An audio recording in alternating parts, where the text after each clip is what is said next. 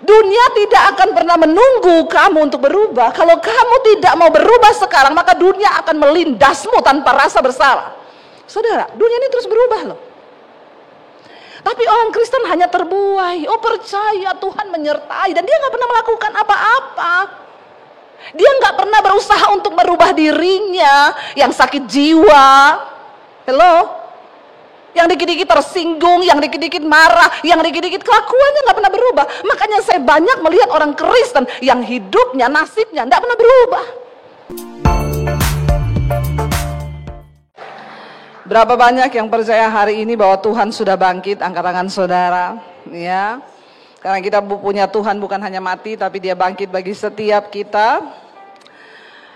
Dan kita bersyukur, ya. Kenapa orang-orang Farisi, ahli-ahli Taurat berusaha untuk membunuh Yesus? Karena mereka berpikir bahwa kematian itu adalah akhir dari segalanya. Ya, kalau sesuatu itu sudah mati, maka nggak ada harapan lagi, saudara. Kita ingat ketika Lazarus mati, Yesus berkata jangan takut, ya, dia itu nggak mati. Tapi saudara-saudaranya Maria, Marta berkata, terlambat Tuhan, kau datang, dia sudah mati. Kenapa kau datang? Dia sudah mati dan sudah berbau busuk. Karena bagi sebagian orang, ya memang kenyataannya seperti itu. Sesuatu yang sudah mati, maka tidak ada harapan lagi. Apa yang mati dari hidupmu hari ini? Mungkin kau berkata, ya nasibku sudah seperti ini, udah mati, nggak ada harapan. Ya aku udah nggak bisa lagi apa-apa, ya rumah tanggaku sudah mati, ya harapanku sudah mati, atau ya anakku sudah sakit, nggak ada harapan. Ayo saudara, dengar baik, hari ini ada sebuah kabar bahwa Yesus bangkit. Ya, bahwa Yesus bangkit. Orang yang masih berharap langsung cepat-cepat bilang amin. Tapi yang imannya mati, diam aja dia. Saya bisa lihat dari sini. Apapun keadaanmu, percaya hari ini Yesus sudah bangkit. Nah, itu baru hidup, amin. Tepuk tangan buat jemaat yang imannya mulai hidup. Jangan duduk di gereja tiap minggu tapi imanmu mati. Banyak orang begitu. Tiap minggu duduk di gereja tapi imannya mati. Dan kalau imanmu mati, nggak akan terjadi sesuatu atas hidupmu, saudara. Dengar baik, hari ini Tuhan Yesus bangkit. Kemarin Jumat Agung kita memperingati kematiannya. Dan ketika Yesus mati, semua orang bersorak, bahkan iblis juga tersenyum. Tapi iblis lupa bahwa ketika Yesus hidup, dia udah bilang sama murid-muridnya, aku akan diserahkan dan aku akan mati. Tapi belum selesai, hari yang ketiga aku akan. Makanya kalau dengar firman jangan setengah-setengah. Ya, cuma dengar mati, murid-murid nangis. Mereka lupa bahwa Yesus bilang hari yang ketiga dia akan bangkit. Dan banyak dari kita berhenti cuma sampai di mati tok. Ya sudah terlanjur.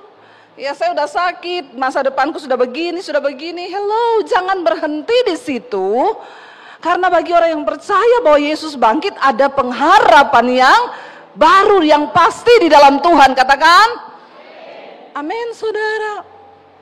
Kita lihat dulu Matius 27 ayat yang ke-62.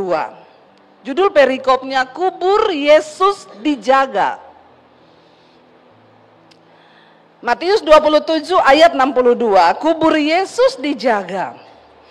Keesokan harinya, sesudah hari persiapan, datanglah imam-imam kepala dan orang-orang Farisi bersama-sama menghadap Pilatus. Dan mereka berkata, Tuan, ya Tuan, kami ingat, ya, ayat 63, kami ingat bahwa si penyesat itu sewaktu hidupnya berkata, sesudah 3 hari aku akan bangkit. Ya, justru orang-orang Farisi, orang-orang berdosa ingat Yesus ngomong 3 hari dia akan bangkit. Tapi murid-muridnya tidak ingat. Mereka cuma sedih Yesus mati. Tapi orang-orang itu ingat bahwa ya dia bilang waktu dia masih hidup, dia berkata bahwa dalam waktu 3 hari dia akan bangkit. Ingat pernyataan Yesus, aku akan merobohkan bait Allah ini, tapi dalam waktu 3 hari aku akan membangunnya kembali. Ini yang Yesus maksud. Dan Yesus berkata kepada murid-muridnya bahwa 3 hari dia akan bangkit. Itu tertulis di dalam Lukas 16 ayat 21, nanti sudah baca di rumah. Sejak waktu itu Yesus mulai menyatakan kepada murid-muridnya bahwa ia harus pergi ke Yerusalem dan menanggung banyak penderitaan dari pihak tua-tua, imam-imam kepala dan ahli-ahli Taurat. Lalu ia akan dibunuh dan dibangkitkan pada hari yang ketiga. Dan mereka akan membunuh dia dan pada hari ketiga ia akan dibangkitkan. Maka hati murid-muridnya itu sedih ketika mendengar Yesus sudah ngomong. Ingat ya, Yesus bukan gak ngomong, Yesus ngomong dia akan diserahkan, disiksa, dibunuh, tapi hari yang ketiga dia bangkit. Saudara, kita ini percaya Tuhan Yesus tuh bukan dongeng loh. Saya kalau pergi ke Israel, saya tuh melihat, wow, ini bukit Golgota tempat Yesus disalib. Wow, ini rumah Imam Kayafas. Dan untuk membuktikan semua kebenaran itu diteliti oleh para arkeolog, melibatkan orang-orang pinter, orang-orang yang hebat. Ada pohon zaitun di Taman Getsemani yang diperkirakan pohon itu berumur sejak zaman Tuhan Yesus 3.000 tahun. Mungkin orang dunia akan berkata, saya pun waktu itu tidak percaya. Saudara percaya ada pohon 3.000 tahun umurnya? Tapi saudara, akhirnya saya menjadi percaya. Pohon zaitun itu sulit untuk mati. Kalau dia hidup di iklimnya, kalaupun sudah mati batangnya, ketika ada musim baru, dia selalu keluar tunas baru. Waktu saya di Israel, saya tanya sama guide-nya, sorry ya, saya bukan orang yang mudah percaya, walaupun saya Kristen, saya percaya Yesus, tapi saya nggak gampang percaya. Masa ada pohon 3.000 tahun tuh apa yang bisa membuktikan? Karena kita ini akan ngomong ke seluruh dunia, dan di dunia ini bukan hanya orang bodoh, banyak orang pintar. Lalu dia bilang sama saya gini, Bu, tidak bisa sembarangan untuk mengatakan pohon ini 3.000 tahun dari zaman Tuhan Yesus itu tidak bisa sembarangan. Karena di sekeliling kita itu ada ahli-ahli, ada para arkeolog, ada ahli peneliti di dunia ini, dan kita tidak mungkin bisa ngomong pohon ini dari zaman Yesus kalau tidak menurut penelitian. Saya tanya sama dia, penelitian apa yang bisa membuat orang yakin, para ilmuwan yakin bahwa pohon ini berasal dari 3.000 tahun yang lalu? Dia berkata, Bu, untuk bisa menyatakan sesuatu itu ribuan tahun, dan para ilmuwan bisa menentukan ini dari tahun berapa, ditemukan fosil, oh ini sudah 3.000 tahun yang lalu, atau ini 200 tahun lalu, dari mana? Ada sejenis karbon yang namanya karbon 14.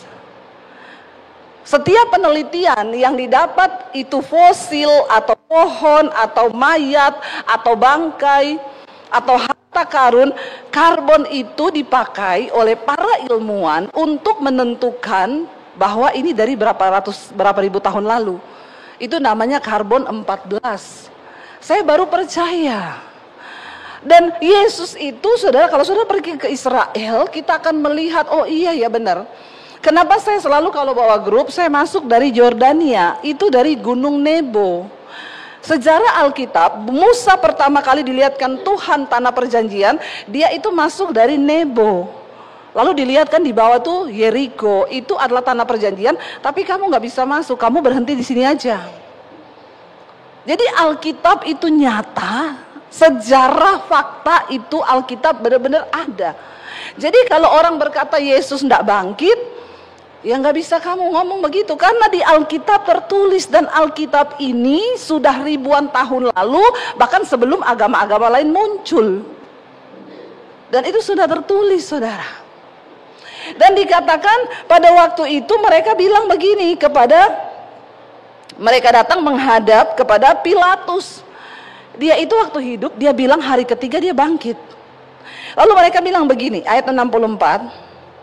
Karena itu perintahkanlah untuk menjaga kubur itu sampai hari yang ketiga. Jikalau tidak, maka murid-muridnya mungkin akan datang mencuri mayat Yesus lalu mengatakan kepada rakyat bahwa ia telah bangkit dari antara orang mati, maka apa? Sehingga penyesatan yang terakhir akan lebih buruk akibatnya daripada penyesatan yang pertama. Mereka bilang kalau sampai direkayasa, murid-murid curi mayatnya dan bilang dia betul bangkit, maka bahaya ini. Berita tentang kebangkitan Kristus sangat menakutkan bagi mereka, karena walaupun mereka sudah bunuh Yesus, kalau memang dia benar-benar bangkit, ini bahaya saudara. Sampai akhirnya kubur Yesus dijaga saudara. Dan Alkitab berkata, kita baca ayat yang berikutnya, dikatakan apa? Kata Pilatus kepada mereka, ini penjaga-penjaga bagimu, pergi dan jagalah kubur itu sebaik-baiknya. Ya, maka pergilah mereka dengan bantuan penjaga-penjaga itu. Mereka mematerai kubur itu dan menjaganya. Saudara perlu tahu dulu, kuburan zaman dulu itu bukan kayak kuburan zaman sekarang yang ditimbun pakai tanah. Di Israel zaman dulu orang kubur orang itu seperti di Toraja itu saudara, di gua-gua. Ya, jadi Yesus itu kuburannya dikubur di satu gua, lalu ditutup pakai pintunya dari batu, didorong, mayatnya itu ditidurkan di dalam gua itu. Ya, jadi ketika itu Yesus dijaga kuburnya saudara dengan tentara di depan, dengan harapan tidak ada muridnya yang datang untuk mencuri jenazahnya. Tapi kita lihat Matius 28, kebangkitan Yesus. Setelah hari Sabat lewat, menjelang menyingsingnya fajar pada hari pertama minggu itu, pergilah Maria Magdalena dan Maria yang lain menengok kubur itu. Maka terjadilah gempa bumi yang hebat, sebab seorang malaikat telah Tuhan turun, ia dari langit dan datang ke batu itu dan menggulingkannya, lalu ia duduk di atasnya. Jadi batunya itu terguling karena ada apa? Gempa bumi. Batunya guling saudara. Wajahnya bagaikan kilat dan pakaiannya putih bagaikan salju, dan penjaga-penjaga itu gentar ketakutan dan menjadi seperti orang mati. Jadi ada sejarah yang mencatat penjaga itu melihat peristiwa kebangkitan Kristus. Lalu dikatakan, ya, akan tetapi malaikat itu berkata kepada perempuan-perempuan itu, janganlah kamu takut, sebab aku tahu kamu mencari Yesus yang disalibkan itu. Ia tidak ada di sini, sebab ia telah bangkit sama seperti yang telah dikatakannya. Mari, lihatlah tempat ia berbaring. Ya, saya di Instagram ada angkat foto saya di depan kuburan Yesus ya, yang memang diperkirakan ya itu cocok dengan tempatnya di mana Yesus disalib. Di samping itu Golgota, kita jalan sebentar ke samping, sesuai cerita Alkitab dikatakan ada sebuah taman di situ. Ya, dan taman ini ya dipercaya saudara ini dekat sekali dengan Golgota. Kita hanya jalan ya. Ini dikatakan ya Garden Tomb. Dulu ini adalah taman pemerasan anggur. Lalu seorang yang bernama Yusuf Arimatea, dia orang kaya, dia membeli ya taman itu untuk jadi kuburan keluarganya. Jadi dia siapin satu kuburan di situ untuk orang tuanya. Ya, lalu ketika Yesus itu sudah disalib di Bukit Tengkorak, Alkitab berkata Yusuf meminta izin untuk mengambil mayat Yesus dan dia taruh di kuburan keluarganya yang baru dia bangun. Orang dulu sebelum mati mereka menyiapkan kubur ya. Jadi ini kuburannya itu dia simpan di situ. Ya, katanya guide saya di Israel bilang gini, ibu tahu, tapi ini nggak ada di Alkitab ya, cuma lelucon. Waktu Yusuf pulang, istrinya marah-marah. Kenapa sih kamu pinjamkan kuburan keluarga kita ya buat ngubur Yesus? Kata Yusuf begini, tenang, cuma 3 hari dipinjam. Ya, habis itu karena dia mau bangkit. Yusuf akhirnya dia kan menjadi murid Yesus, saudara. Dia tahu bahwa Yesus akan bangkit. Ya, jadi waktu istrinya marah-marah terus istrinya bilang, oh iya ya, jadi tenang, cuma 3 hari. Ya, pinjemin aja. Ini adalah kuburan keluarganya Yusuf sebenarnya. Ya, orang kaya. Jadi makanya juga di Jakarta sekarang udah pada ikut-ikutan. Orang kaya mulai beli kubur, saudara. Ya, saya pernah melayat di Heaven itu di Jakarta, itu San Diego Hills ya. Banyak orang-orang kaya beli tanah di situ untuk kubur. Itu kayak taman. Masuk itu bukan kayak kuburan, saudara, seperti lagi healing. Ya, rumputnya hijau, pohon-pohon, tanaman bagus. Lalu ada ibu yang bilang sama saya gini, saya sudah beli Bu di sini 5, karena kami sekeluarga 5. Oh, berapa Bu? Sekian miliar. Oh, jadi ibu sudah beli 5. Saya tanya, kapan masuknya Bu? Kaget dia, saudara. Ya aduh, ibu jangan bilang begitu dong. Oh, biasa orang kalau sudah siap-siap lubangnya, siap masuk juga. Nah, ibu ngapain beli kalau belum siap masuk? Ya, mending tuh duit dipakai untuk penginjilan, ya, bangun gereja kecil di desa, topang pelayanan penginjilan. Ngapain lu beli kubur? Saya tanya, kapan mati? Belum tahu. Malah takut. Jadi kapan masuk Bu? Ya ampun ibu, jangan dong, tolak dalam nama Yesus. Lah kenapa kau sudah beli lubang? Miliar, saudara. Ya kenapa? Karena di kubur itu katanya, ya kalau kuburnya bagus kan seperti di sorga toh. Padahal yang menentukan kau ke sorga itu bukan kuburan. Biar kau mau dikubur di San Diego Hills, di mana-mana yang kelihatannya bagus, kalau hidupmu waktu kau hidup di dunia, kau tidak bangkit bersama Kristus, maka percuma. Nah, hari ini kita tahu nih, Yesus, Alkitab mencatat, walaupun mereka berusaha menjaga makam Yesus, tapi Alkitab juga mencatat dia bangkit. Nah, sekarang kita harus tahu nih, Yesus itu bangkit untuk apa, saudara? Ya, jangan sampai kita juga menjadi Kristen, tapi kita nggak tahu, ya, buat apa tuh Yesus itu bangkit, lalu kita ini cuma jadi orang yang hidupnya, ya begitu-begitu saja, saudara. Kita Kristen tapi kita nggak pernah ngalami kuasa kebangkitan Kristus. Ada orang, saudara, puluhan tahun hidupnya nggak berubah, nasibnya juga nggak berubah. Saudara mau seperti itu? Saya nggak mau, saudara. Karena Tuhan itu punya rencana yang besar bagi hidup kita, amin. Ya, nggak usah lihat ini malaikat 2 pakai baju putih jalan ke depan. Orang Kristen ini kalau ada orang jalan dia lihati semua ya.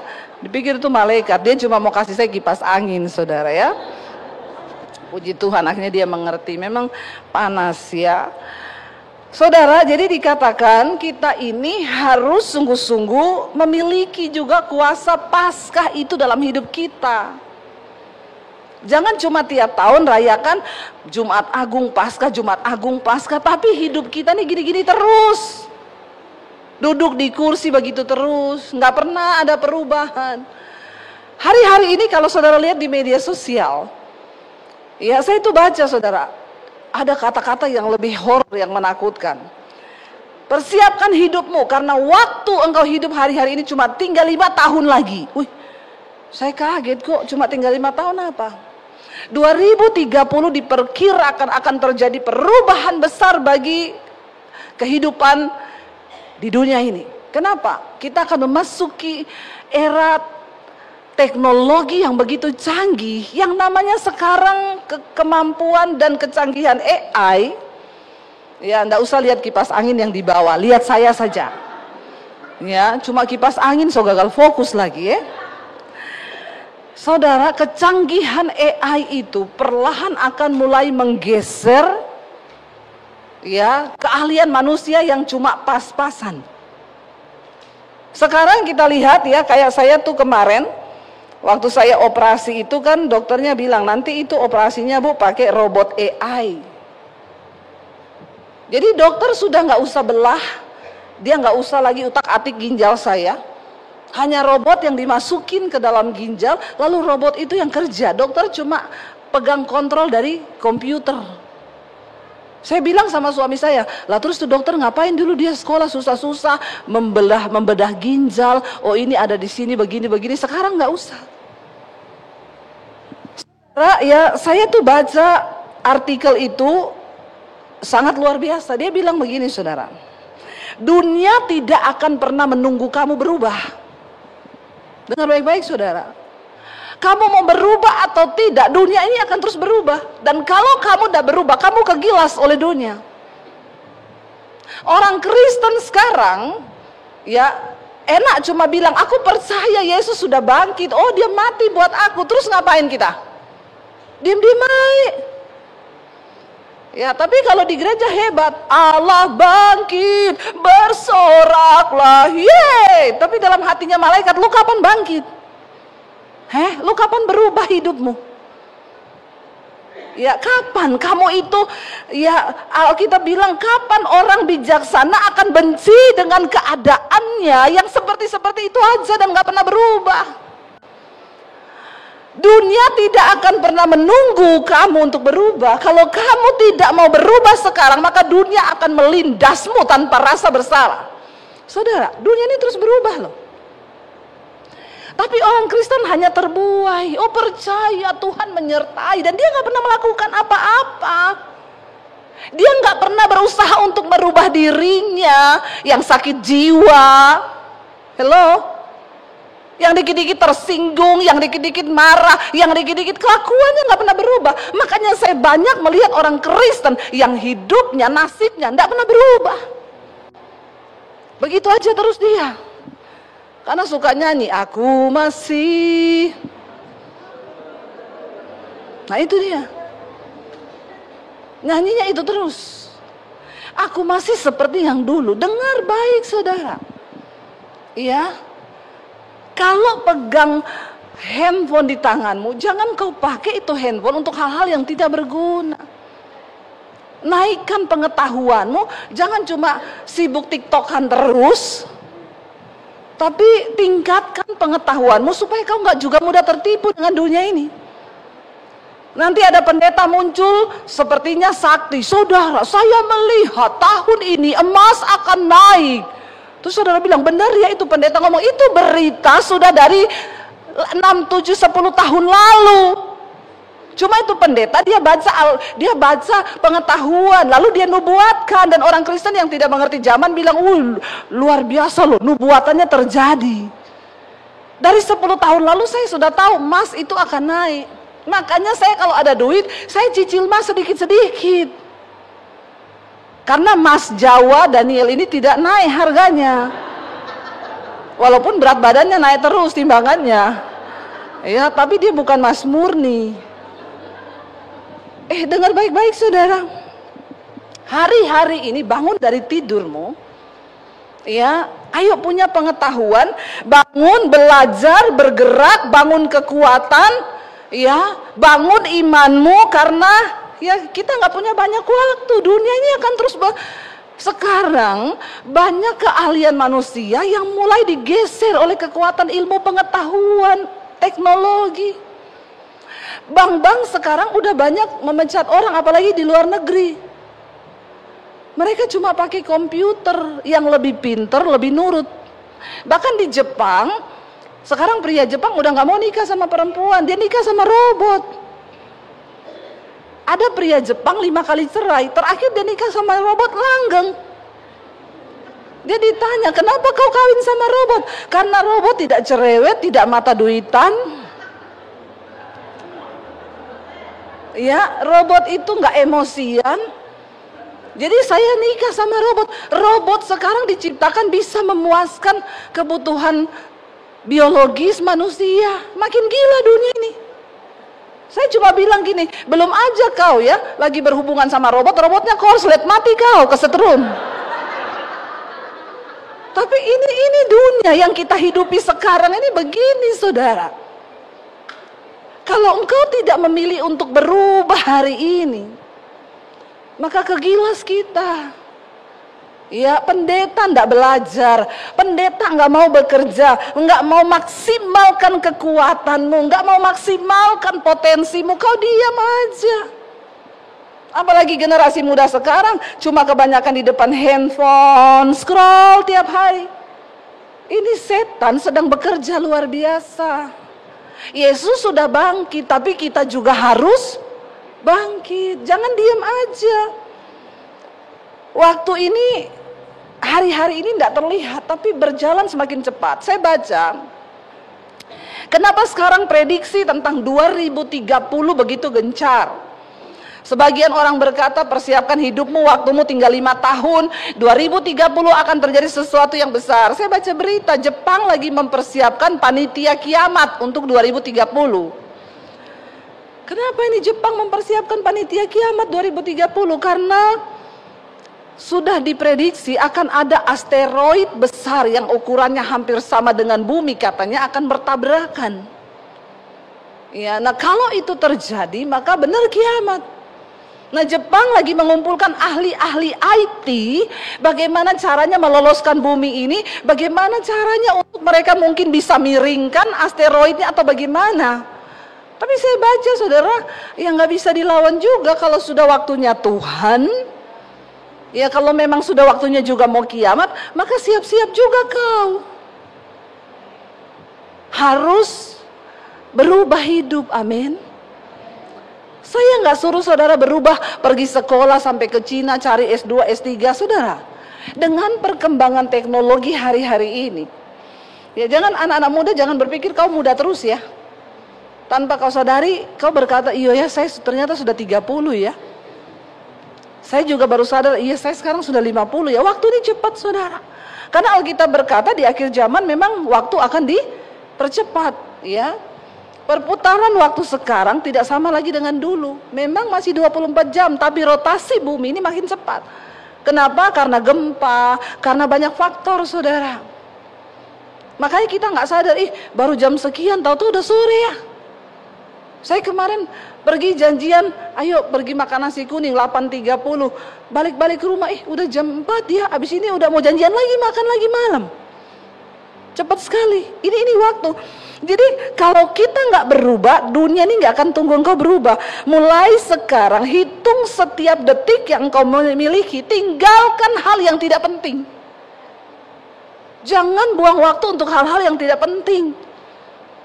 Apalagi orang di Palu ini mungkin karena dimanja alam. Ya kita makan, ya kita nggak mau mungkin mati lah ya. Bahkan ada yang berkata ya kalau hari ini nggak makan, ya nanti siang bertamu aja lah ke keluarga kan nanti dikasih makan pas jam makan siang toh. Kita kan nggak mati lah ya. Waktu ini penting karena Alkitab berkata waktu ini akan dipercepat. Karena itu pergunakanlah waktu yang ada karena hari-hari ini adalah jahat, saudara. Mulai sekarang hitung setiap detik. Tinggalkan hal-hal yang tidak penting. Waktu ini bukan cuma bicara tentang uang. Ya, jangan cuma bilang time is money. Ya, tetapi ya semua akan berlalu dengan keadaan zaman yang semakin berubah.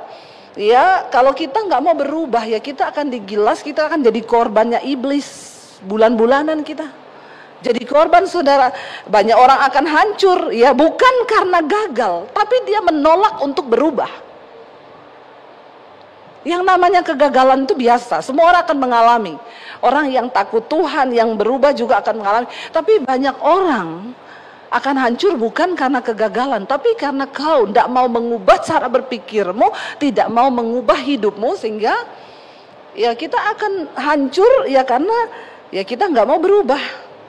Lalu kita tinggal tunggu aja, saudara. Ya kapan waktu itu akan datang dan yaitu rubah semua kebiasaan yang tidak penting. Ya daripada duduk bergosip, ayo lakukan sesuatu yang penting. Ya anak-anak muda, nggak terasa kau tidur seharian scroll itu tiba-tiba udah jam berapa ya? Bahkan banyak anak-anak muda sekarang nggak tidur malam, mereka itu terikat dengan handphone sampai nggak tidur. Ini iblis yang sedang menipu. Ya, dan kita akan tergilas cepat atau lambat.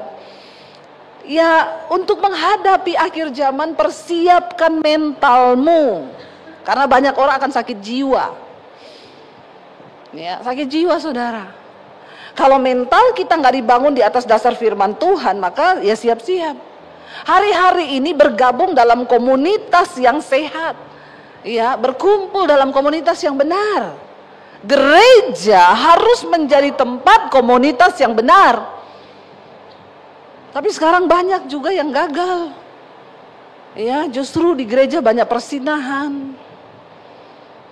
Gereja banyak kemabukan, banyak hal-hal yang tidak benar. Ayo kita kembalikan kepada posisi awal dari Tuhan itu menciptakan kita sebagai orang Kristen, dipanggil untuk kita ini bisa menjadi berkat dan teladan.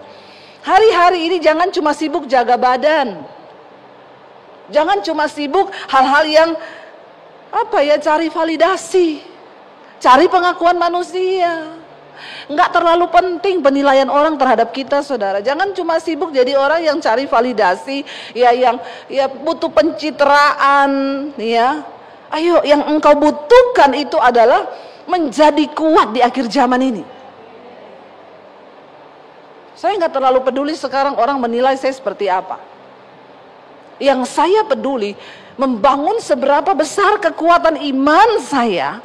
Seberapa besar kekuatan energi yang saya miliki untuk saya bisa bertahan di akhir zaman ini, saudara. Saya cuma mau sampaikan ini hal yang benar loh. Kenapa? Karena dengan perubahan zaman, maaf ya, nanti satu saat kampus hanya akan jadi museum. Ijazah cuma akan menjadi sebuah simbol, bukan lagi bukti. Sekarang semua beralih. Sekarang di rumah kalau di Jakarta, sertifikatnya sudah sertifikat. Kita nggak pegang lagi barangnya. Semua hanya tinggal angka. Kita punya uang banyak pun cuma angka. Kita nggak mungkin simpan uang puluhan miliar di rumah, ditaruh di bank.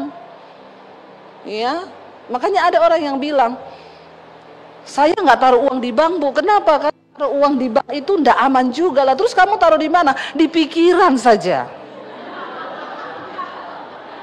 Jadi saldo saya tuh enggak pernah berkurang karena saya taruh di pikiran terus. Lah kalau hilang gimana? Tinggal mikir lagi. Saya pikir-pikir benar juga ya. Sekarang orang yang punya uang banyak bingung. Ya. Dengan semua perubahan yang terjadi, bagaimana nih Bu? Saya uang di bank, saya takut. Ya udah benar, saya akan jawab sekarang, simpan di pikiran saja Pak, ya.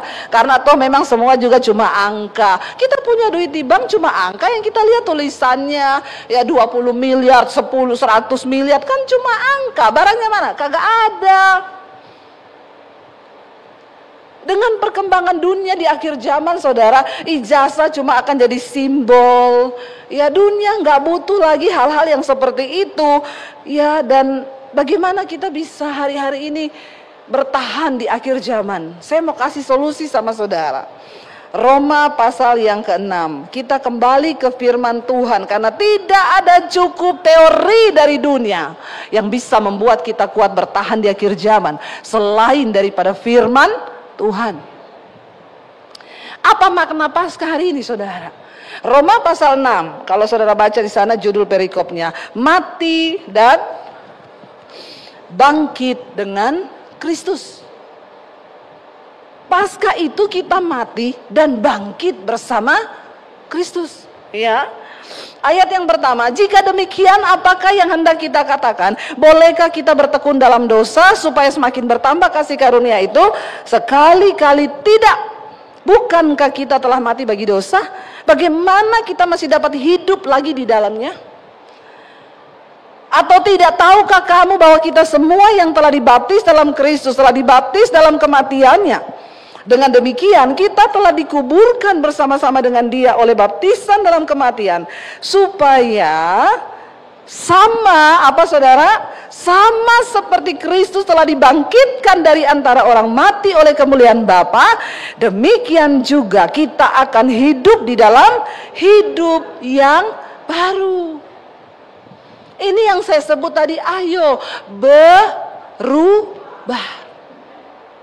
Jangan nyanyi terus, aku masih seperti yang dulu. Tuh ada di rumah sakit jiwa. Tes untuk orang-orang gila. Ini sudah sehat apa belum ya? Suruh nyanyi. Yang lain nyanyi lagunya bagus-bagus, saudara. Malah yang pertama lolos, dia nyanyi lagu apa? Ku kalahkan musuh dan melompat tembok. Haleluya. Oh, ini sudah sehat berarti. Dia tahu melompat tembok, dia lari dari rumah sakit jiwa. Berarti sesembuh ini. Ya, diloloskan. Tapi yang ini coba nyanyi, aku masih seperti yang, oh ini tuh kurung dulu, masih gila. Kalau kau nggak berubah, gila kau gila. Yesus sudah mati bagi kita dan bangkit. Dia bangkit. Jadi kita saudara, kita tahu bahwa kita semua yang menerima Kristus, menerima baptisan dalam Dia, kita juga telah dibaptis dalam kematiannya. Dengan demikian kita sudah dikuburkan bersama-sama dengan Kristus oleh baptisan dalam kematian, supaya sama seperti Kristus dibangkitkan dari antara orang mati oleh kemuliaan Bapa, demikian juga kita akan hidup dalam hidup yang baru. Dan kalau Alkitab yang berkata hidup yang baru, itu bukan bajumu yang baru, bukan. Maka semuanya akan dibaharui oleh Tuhan. Waktu kau sungguh-sungguh menghidupi kematian Kristus, dosa yang saya kemarin sampaikan memisahkan kita dengan Tuhan. Orang yang hidup dalam dosa, hidupnya terpisah dari Tuhan. Nah, kalau kita terpisah dari Tuhan, apa yang kita mau dapat dari Tuhan?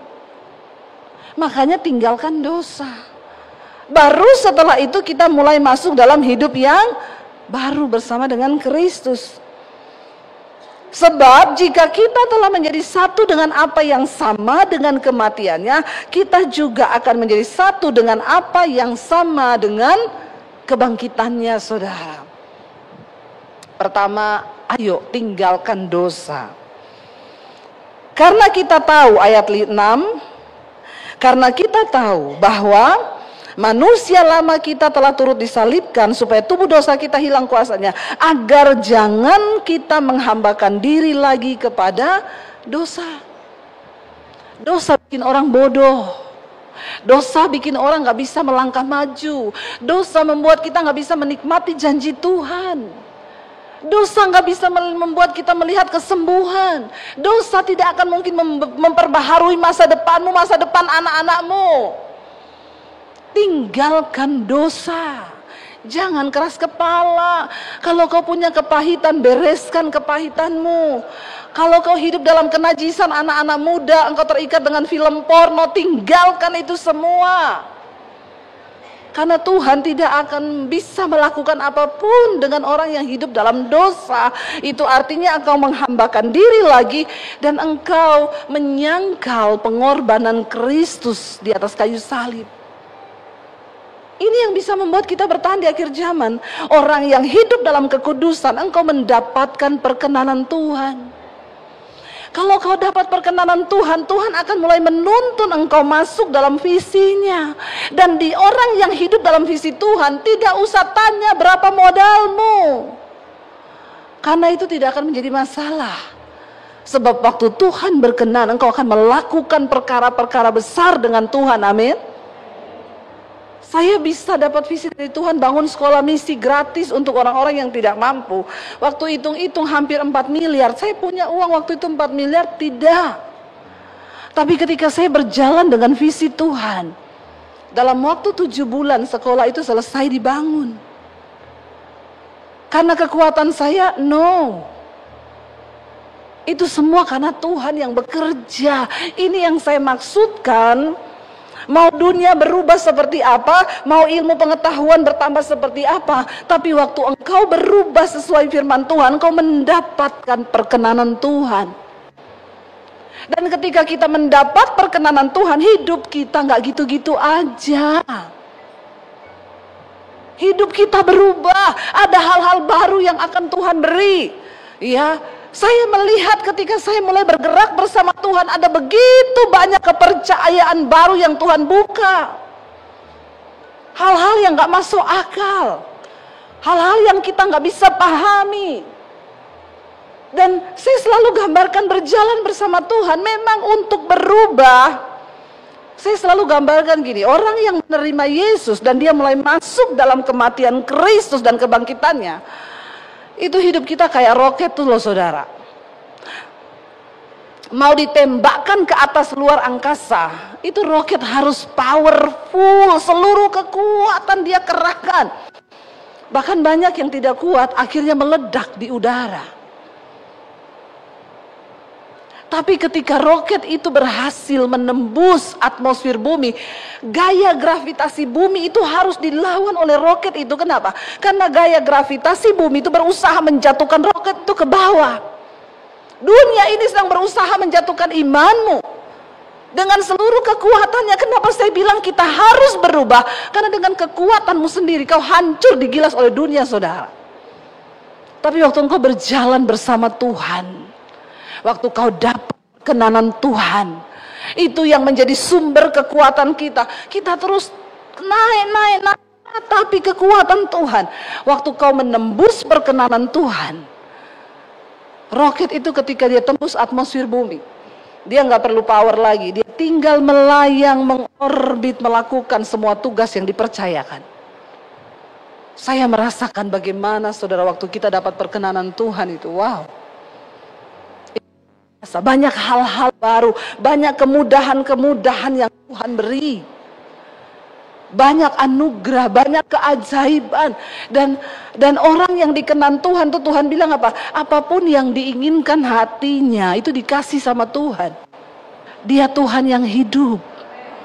Tapi dia juga mau kita mati bersama dengan dia. Abaikan sakit hatimu, lepaskan pengampunan. Abaikan semua penderitaanmu. Anak-anak muda kemarin disampaikan, dalam pergumulan kita melawan dosa, kita nih belum mencucurkan darah. Karena itu ayo sungguh-sungguh dengan Tuhan. Ayo masuk dalam dimensi yang baru. Dan kita akan terhubung dengan Tuhan. Kematian Kristus, kebangkitan Kristus membuat hubungan kita dengan Allah itu pulih. Dan waktu engkau terhubung dengan Tuhan, engkau melihat perkara besar Tuhan kerjakan. Kita bangkit berdiri bersama, kita mau katakan, ku terhubung denganmu Tuhan.